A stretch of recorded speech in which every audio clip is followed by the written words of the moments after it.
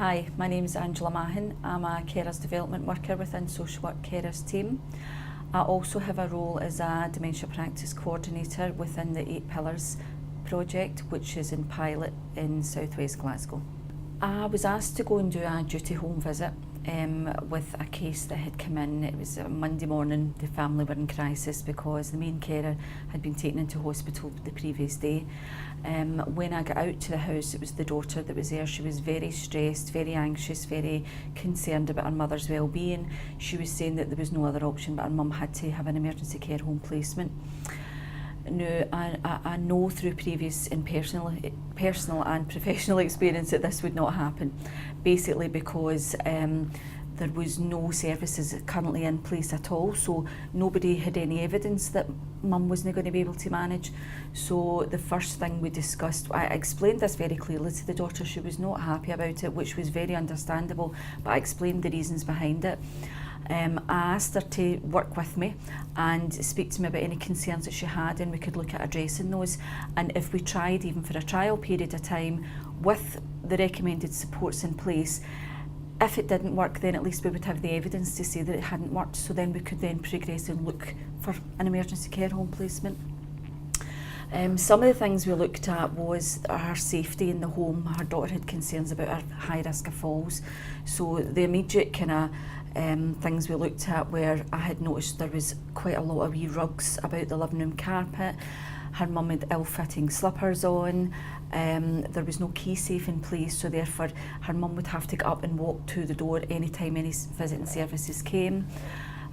So we kind of looked at all the smaller stuff. With regards to the kind of bigger picture, we looked at her daughter was saying she would do overnights, but she worked full time. She had a family of her own. So I says, what if we looked at funding at the social work carers team? We could fund maybe three overnights, because it was perceived that Dad was going to be in hospital at least 10 days. So we looked at putting them in, and the daughter agreed to do the other 3 nights. I also spoke to her about daycare, because through conversation I knew her mum had previously attended a few years ago. We discussed that. She gave me permission to contact the local daycare on her mum's behalf. I had a word with the manager, explained the situation, and she offered to come out, visit the lady within that day and look at starting a placement that week, in fact the day later.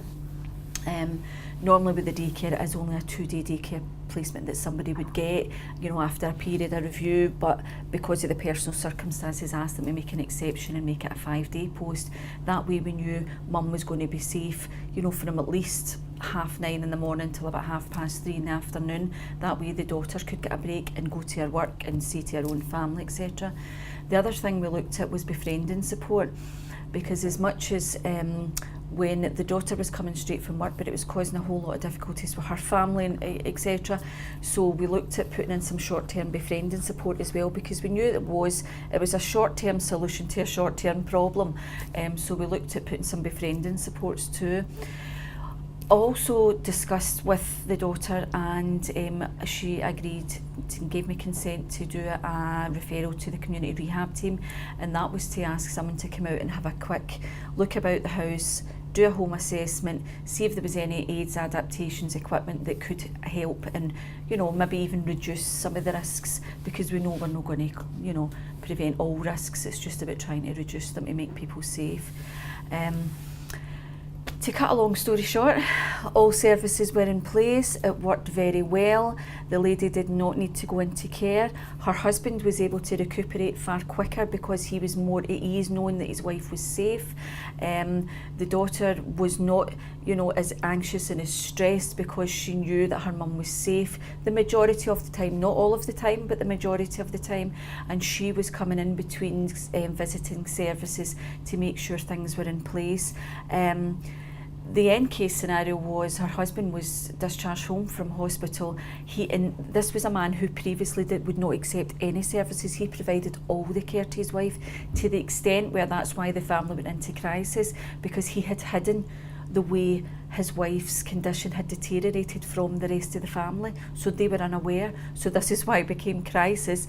When Dad was taken into hospital, they had no idea that Mum was so incapacitated, and there was a lot of things that she just couldn't do for herself.